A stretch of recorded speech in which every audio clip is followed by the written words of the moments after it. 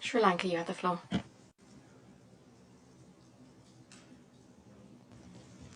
Thank you, Mr. Chairman. Mr. Chairman, in addressing the approach to the proposed amendment, it is necessary that we briefly understand the important concept of sovereignty, which we believe is inextricably interwoven with the debate on the death penalty. The concept of sovereignty is the life and soul of the state, and it cannot be alienated without destroying the state itself. The formation and protection of sustainable freedom, equality, and justice in society depends totally on the exact sense of establishment of national sovereignty. Therefore, the basis of our freedom, our right to equality and justice is national sovereignty. Sovereignty cannot be limited to certain grounds. Sovereignty is above the law and is not regulated by law. It is for this reason that a state can legislate.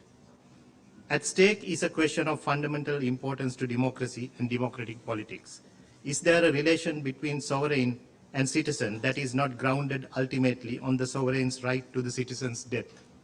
The answer, although not a straightforward and easy one, is one that will evolve in keeping with the values of the times. Often the debate follows an all too familiar pattern of comparativism. The change in the majority of legislatures on a given punishment reflects a change in society's standards of what is good for them. In turn, the decision of the state legislature as to whether or not to employ the use of capital punishment is mainly influenced by the desires of their voting constituents. There cannot be a rigid, universal principle that can be repugnant to the sovereign values of a sovereign nation. Accordingly, Sri Lanka continues to maintain a moratorium on the implementation of the death penalty since 1976. That is a sovereign decision arrived at by the government of the day and continued by successive governments.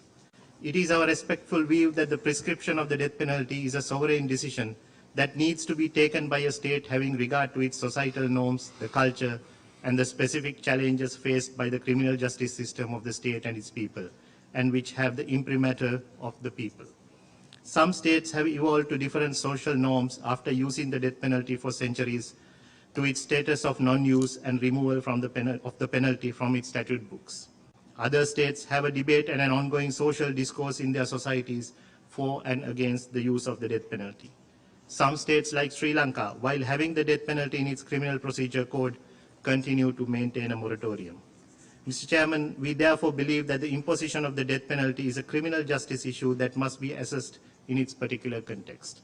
It is important that states be allowed to form their own sovereign decision with regards to the death penalty. Accordingly, Sri Lanka will vote in favor of the amendment proposed by Singapore as a matter of principle. I thank you.